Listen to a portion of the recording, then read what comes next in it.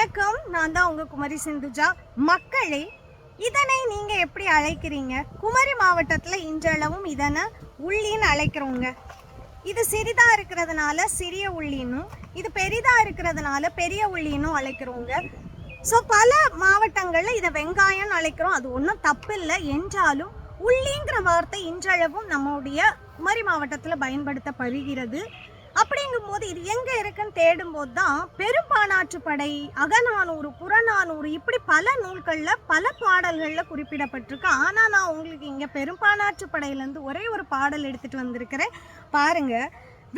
விழுப்பம் கரவை கெழுப்பகுதியின் உள்ளி மிளகின் குன்றிய சாலிழந்த நெய்சோறுங்க. ஸோ ஏதோ நெய்சோறு பண்ணியிருக்கிறோம், அதில் சற்றே உள்ளியும் மிளகும் குறைவாக போட்டதுனால சுவையும் குறைவாக இருப்பதாக இந்த பாடல் குன்றி இருப்பதாக சொல்லுது. ஆனால் இன்றளவும் குமரி மாவட்டத்தில் நாம் உள்ளின்னு பயன்படுத்தக்கூடிய வார்த்தை சங்க இலக்கியங்களில் காணப்படுதுங்க. அதனால தான் நம்ம குமரி தமிழ் எங்கே தேடினா கிடைக்கும், எல்லா வார்த்தைகளுமே சங்க இலக்கியங்களில் தேடினா கிடைக்குதுங்க. நன்றி.